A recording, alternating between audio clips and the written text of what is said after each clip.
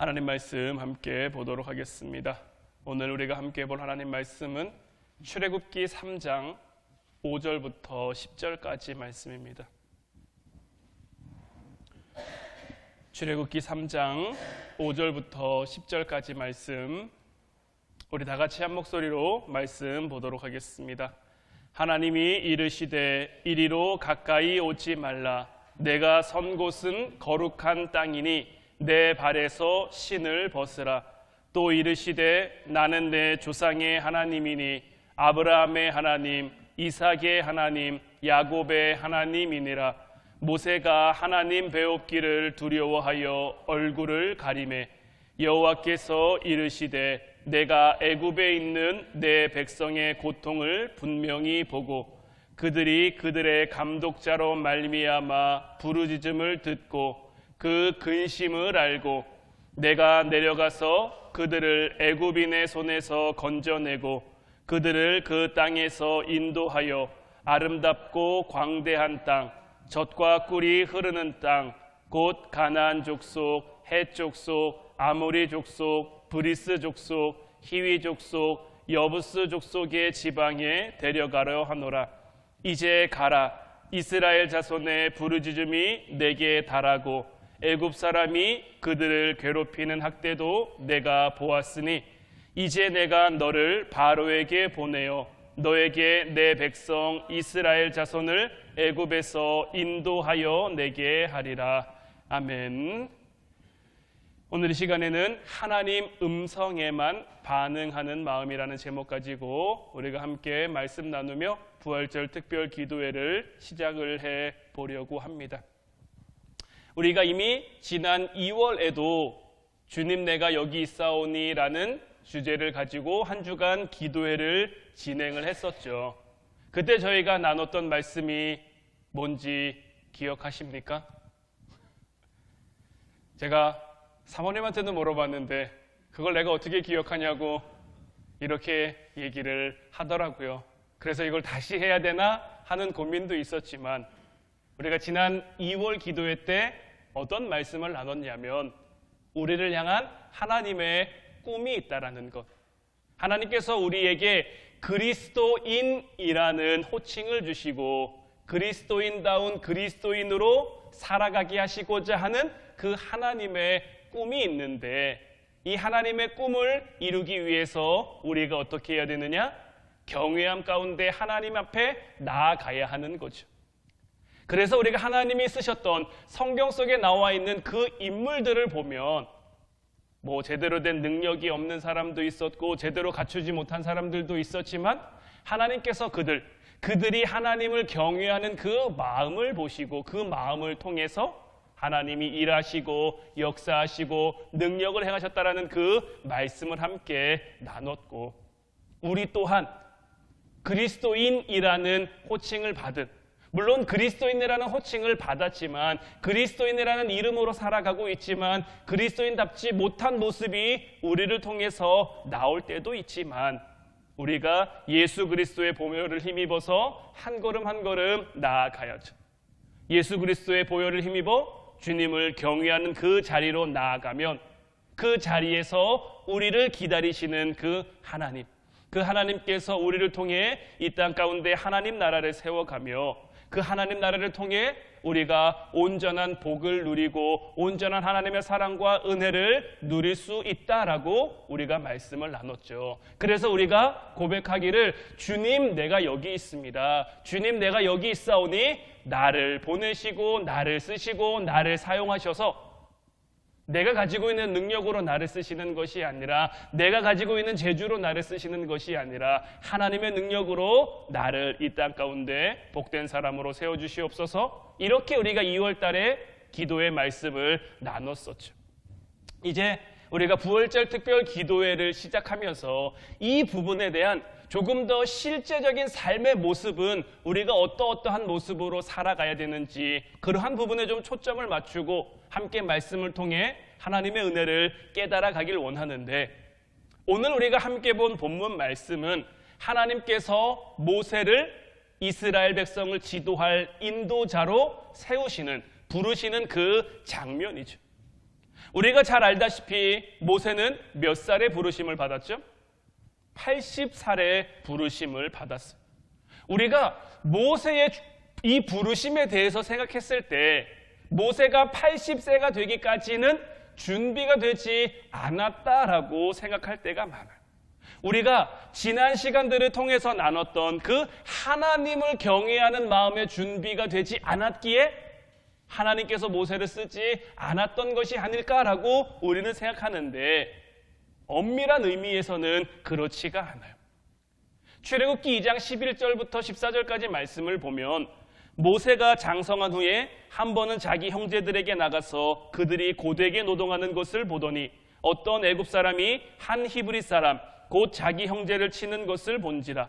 좌우를 살펴 사람이 없음을 보고 그 애굽 사람을 쳐 죽여 모래 속에 감추니라. 이튿날 다시 나가니 두 히브리 사람이 서로 싸우는지라.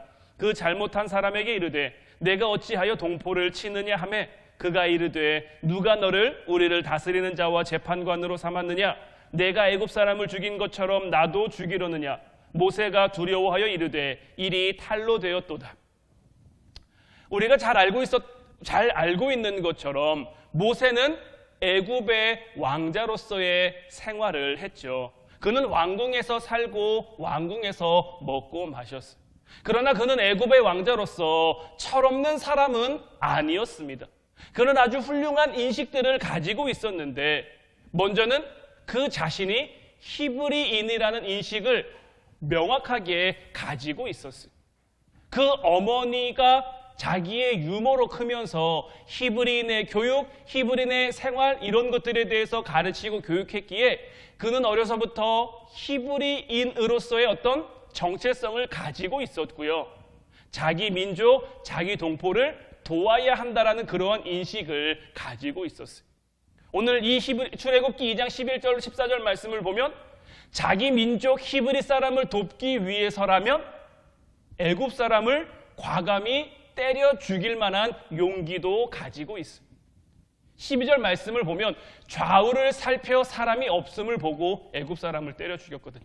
그냥 욱하는 마음에 가서 그 애굽 사람을 때려 눕힌 것이 아니라 누가 있나 없나 좌우를 살피고 히브리인을 가서 도운 거예요.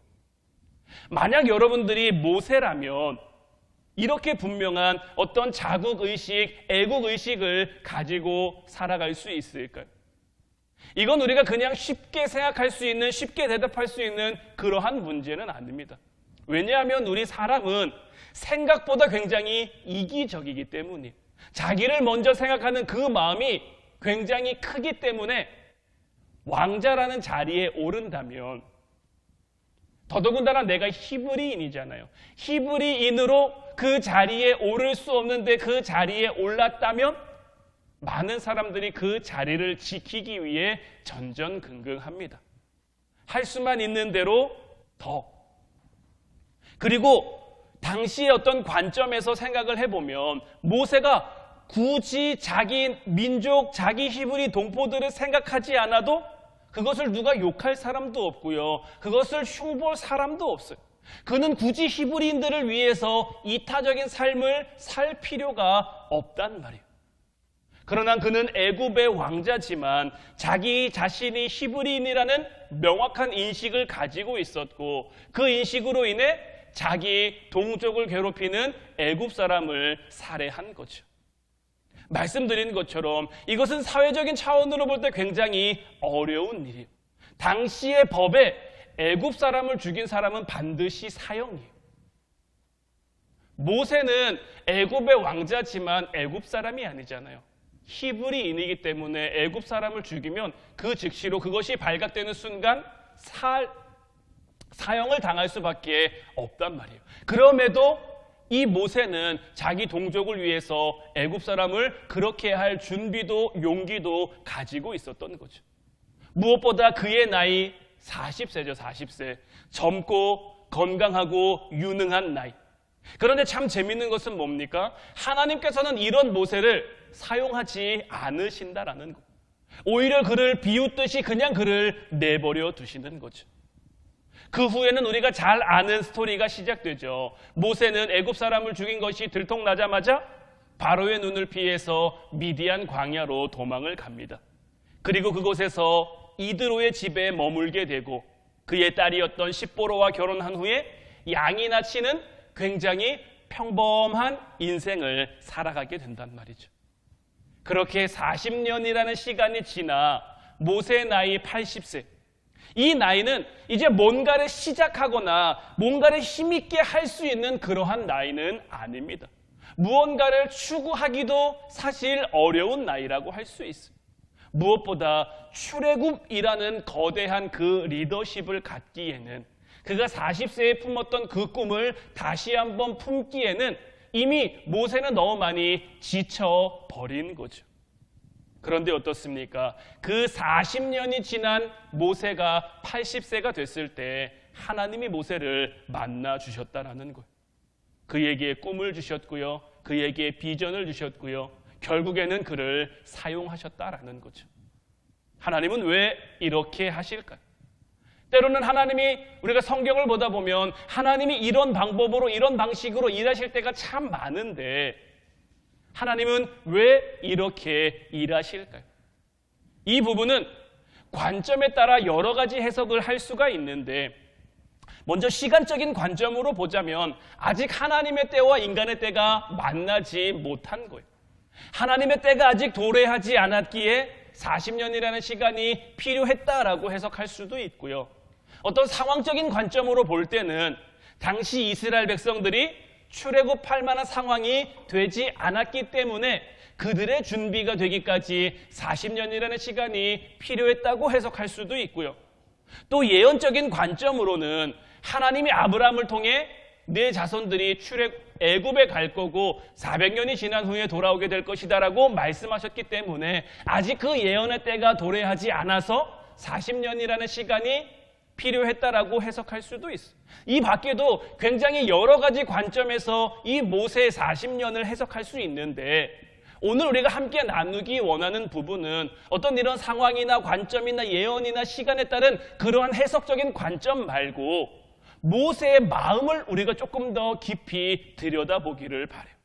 어떤 성경 표면에 나타나 있는 문자적인 그런 해석 말고 그 문자 이면 속에 우리가 흔히 행간이라고 말하는 그 사이에 들어있는 모세의 마음과 하나님의 의도를 우리가 좀 바라보고 그것을 나누고 그것을 통해 은혜를 함께 나누기를 원하는 거죠. 자, 여러분들이 모세라고 가정을 해보고 40세에 불같은 마음을 품었다가 실패했어요. 그리고 미디안 광야로 도망해서 40년이라는 시간 동안 평범한 목자로 살았어요. 양을 치는 사람으로 살았어요. 이 40년이 지나는 동안 모세에게 뭐가 제일 많이 변했을까요? 어떤 부분이 제일 많이 변했을까요? 여러분들이 모세라면 여러분들의 어떤 것이 제일 많이 변했을 것 같으십니까? 나이적인 변화, 신체적인 변화도 있겠지만 가장 큰 변화는 그의 마음의 변화일 거예요. 40년 전에는 분명히 가지고 있었던 불덩이 같은 정의감도 사라졌을 거예요. 차가운 이성적 판단도 사라졌을 거예요. 어설픈 그 신앙의 모습도 사라졌을 거예요. 사실 이러한 마음은 표면상으로는 탕자와 같은 마음이에요. 여러분들, 탕자가 아버지의 집을 나갈 때 어떤 마음으로 나갔을까요? 정의로운 마음을 가지고 나갔습니까? 아니죠. 차가운 이성을 가지고 냉철하게 판단하고 나갔습니까? 아니죠. 어떤 신앙적인 그러한 관점을 가지고, 신앙적인 어떤 관념을 가지고 그가 나갔습니까? 아니죠. 이런 것과 정반대되는 모습이죠. 정의롭지 못한 모습으로 아직 죽지 않은 아버지에게 유산을 달라고 말하는 그 불효를 저지르며 나갔고요. 내가 나가서 뭐 해야지, 어떻게 해야지, 이 돈을 어떻게 관리해야지, 그런 차가운 이성적 판단 그에게는 전혀 없었죠. 그저 나가서 그냥 좋은 대로 흥청망청 살다 보니 그가 가지고 있는 거 다 떨어진 거고요. 면목 없어서 아버지의 집으로 돌아오지 못하고 돼지들이 먹는 쥐염 열매 먹으며 겨우겨우 목숨 연명하다가 끝내 아버지께로 돌아온 게 바로 탕자잖아요. 40세에 불같은 마음을 가졌던 모세도 80세가 됐을 때는 어떤 의미에서는 탕자와 그리 크게 다르지 않은 그러한 마음으로 하루하루를 살아가고 있는 것. 그저 그냥 그에게 주어진 삶을 연명해 가고 있었던 거죠. 이런 마음을 우리가 훈련된 마음이라고 생각하기는 참 힘들죠. 하나님이 쓰실 만한 마음이다 이렇게 생각하기는 더더욱 어렵죠. 그런데 어떻습니까? 하나님께서는 이런 마음에 모세에게 나타나셨고 모세에게 말씀하셨다는 거예요. 그리고 오늘 말씀을 우리가 유심히 잘 보면 이 모세도 이와 같은 모습으로 하루하루를 살아가고 있었지만 모세가 무엇에 반응하고 무엇을 통해 움직이는지를 우리가 볼 수 있는데 그것이 뭐냐? 바로 하나님이다라는 것.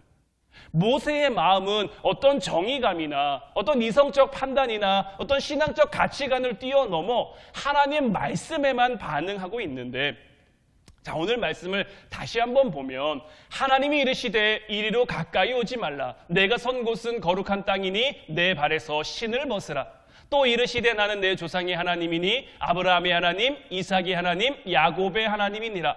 모세가 하나님 배웠기를 두려워하여 얼굴을 가리매 여호와께서 이르시되 내가 애굽에 있는 내 백성의 고통을 분명히 보고 그들이 그들의 감독자로 말미암아 부르짖음을 듣고 그 근심을 알고 내가 내려가서 그들을 애굽인의 손에서 건져내고 그들을 그 땅에서 인도하여 아름답고 광대한 땅, 젖과 꿀이 흐르는 땅, 곧 가나안 족속, 헷 족속, 아모리 족속, 브리스 족속, 히위 족속, 여부스 족속의 지방에 데려가려 하노라. 이제 가라. 이스라엘 자손의 부르짖음이 내게 달하고 애굽 사람이 그들을 괴롭히는 학대도 내가 보았으니 이제 내가 너를 바로에게 보내어 너에게 내 백성 이스라엘 자손을 애굽에서 인도하여 내게 하리라.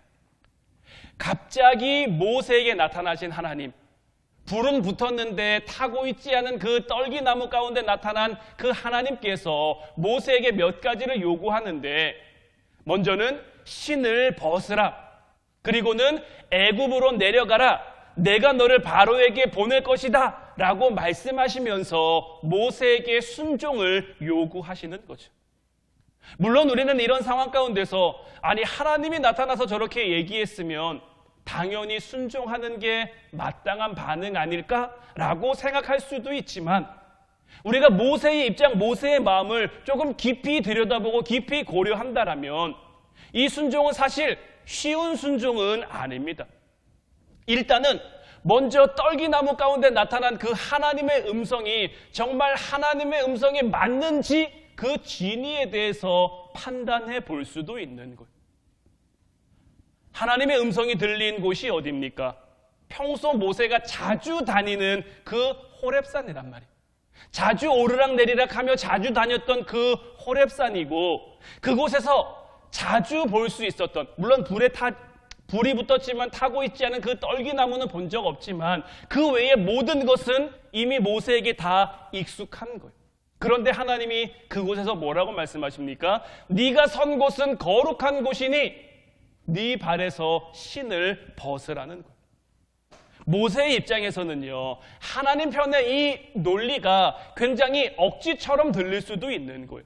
왜냐하면 내가 평소에 너무나 잘 알고 있는 곳이에요. 내가 평소에 자주 가는 곳이에요. 나에게 전혀 어색하거나 나에게 전혀 이상한 곳이 아닌데 모세는 그곳을 한 번이라도 거룩한 쪽이라고 생각한 적이 있습니까? 아, 여기는 거룩한 곳이지, 내가 조심해야지, 내가 잘해야지, 이렇게 생각하며 그곳을 지난 적이 있습니까? 없단 말이에요. 모세는 단 한 번도 그것을 거룩한 곳, 거룩한 땅이라고 여겨본 적이 없어요. 그런데 하나님께서 모세에게 나타나셔가지고 네가 지금 서 있는 곳은 거룩한 곳이니 네 발에 신을 벗으라고 말씀하고 있는 것이고요. 그 다음으로 주시는 말씀은 이제 가라는 건데, 바로에게 내가 너를 보낼 것이다 하시는 건데, 이거는 모세에게 더 말도 안 되는 그러한 얘기처럼 들릴 수 있는 거예요. 지금 그의 신분이 어떻습니까? 40년 전에 도망친 애굽의 왕자잖아요. 이미 40년이 지났어요. 40년이 지난 동안 애굽의 상황이 어떤지도 몰라요. 이스라엘 백성들의 상황이 어떤지도 몰라요. 40년 전에 내가 젊고 힘있고 능력 있는 어떤 전도 유망한 그러한 젊은이였을 때도 이스라엘 백성들이 자기들의 마음을 알아줬습니까? 못 알아줬습니까? 몰라줬단 말이에요. 그런데 이제 다 늙은 노인의 모습으로 그들에게 나타나서 하나님이 나를 보내셨는데 내가 너를 애굽에서 인도해 낼 거야. 내가 바로의 손에서 너희를 구원해 줄 거야. 이렇게 말하면 이스라엘 백성들이 모세를 그렇습니까? 당신을 우리의 리더로 삼겠습니다. 당신을 우리의 대장으로 삼겠습니다. 이렇게 쉽게 인정해 줄까요? 그리고 당시의 애굽은 굉장히 강한 나라란 말이에요. 요셉으로 인해서 큰 부를 쌓았고 그 부로 인해서 정말 세계 초강대국이라고 불릴 수 있는 그런 나라. 그 나라의 가장 중심인 바로가 모세가 와서 하나님이 나에게 말씀하시기를 내 백성을 가나안 땅으로 인도하라고 했으니 내 백성을 내가 데려가겠소 라고 이야기를 하면 아이고 그렇습니까? 이스라엘 백성을 데리고 얼른 나가십시오. 바로가 이렇게 순순히 호응해 주겠습니까? 80세가 된 모세가 하나님이 말씀하신 대로 애굽으로 내려가는 것도 이스라엘 백성들의 리더가 되는 것도 바로와 맞서 상대하는 것도 사실상 불가능한 일이죠. 적어도 논리라는 관점, 경험이라는 관점, 상황이라는 관점에서 보면 하나님이 요구하시는 것, 하나님이 모세더러 순종하라고 하시는 이 모든 것들이 절대적으로 다 말이 안 되는 그러한 상황인 거죠. 그런데 모세는 어떻게 합니까?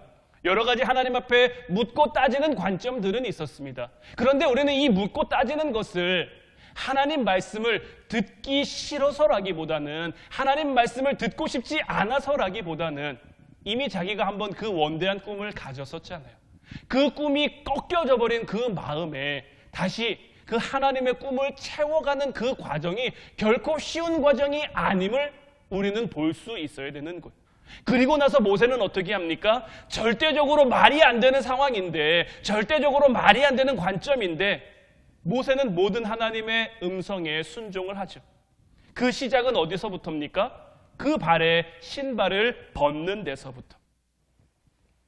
하나님은 모세로 하여금 미디안 광야로 도망해 40년 동안 살게 하셨지만 그 사는 동안 인간적인 관점으로 봤을 때 모세의 모든 것이 다 망가진 것처럼 보였지만 모세의 모든 것들이 다 아무것도 아닌 것처럼 여겨지게 만들었지만 하나님은 그 40년 동안 모세의 마음을 훈련시켰는데 성경 속에는 이 모세의 마음을 훈련시킨 그 방법이나 그 방향, 하나님의 의도에 대해서는 나와 있지 않죠. 그 부분에 대해서는 침묵하고 있지만 40년 전에 비하면 모세의 마음은 분명히 변해 갔어요. 물론 모세의 마음이 더 성실하게 됐다거나 아니면 더 창조적으로 됐다거나 아니면 더 정직하게 됐다거나 이런 모양으로 변한 것은 아닙니다. 모세의 변한 마음은 어떤 마음이냐? 바로 깨어진 마음이다라고 할 수가 있는 거예요. 그러니까 쉽게 얘기하면 뭐냐면 더 이상 자기 자신을 신뢰하는 것이 아니라 하나님에 대해서만 반응하는 그러한 마음으로 바뀌었다라는 거예요. 40년 전 자기가 꿈을 꿨고 그 꿈대로 이루어 보려고 했어요.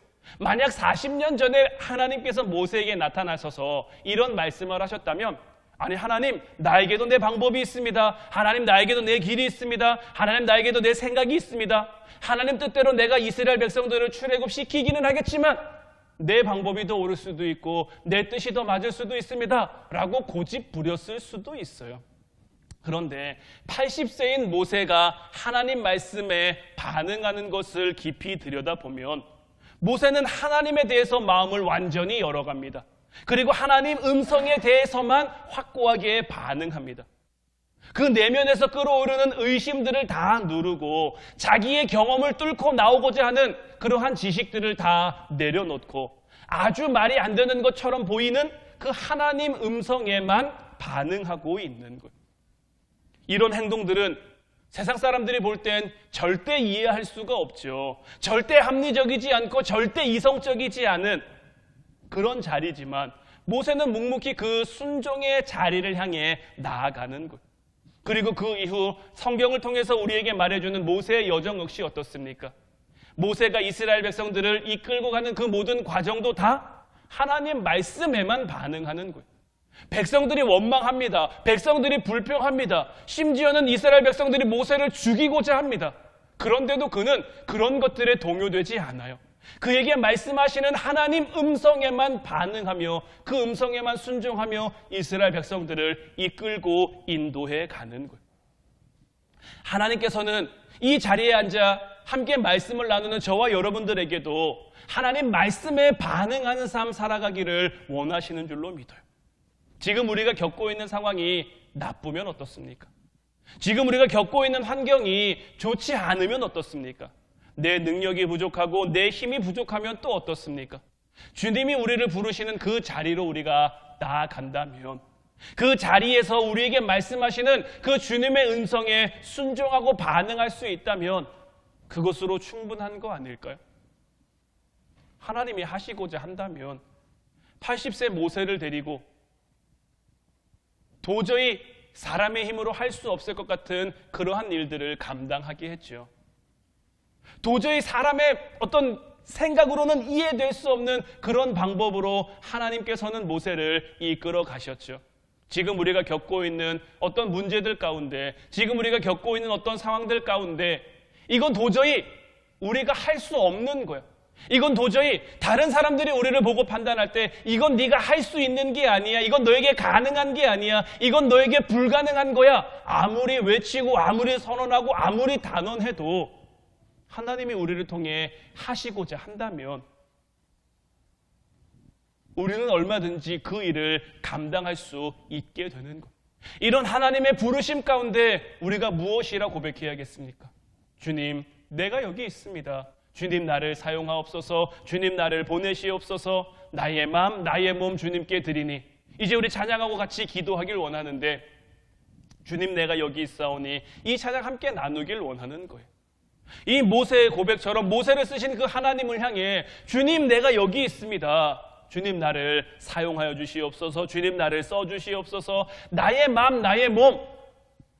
세상적인 기준, 세상적인 관점으로는 별 볼 일 없고 보잘것없는, 다른 사람들이 인정해주지 않는, 다른 사람들이 알아주지 않는 그러한 부족함일 수도 있고 연약함일 수도 있지만 주님 우리를 통해 일하셔서, 주님 우리를 통해 역사하시어서 우리의 입술을 통해 할렐루야 고백하게 하시며 우리의 입술을 통해 하나님의 위대함과 하나님의 놀라우심을 찬양하게 하시며 이제 우리를 통해 이 땅 가운데 하나님 나라를 세워가 그 하나님 나라를 이 땅 가운데 전하는 우리들 되게 하옵소서. 우리 찬양하고 같이 기도하도록 하겠습니다.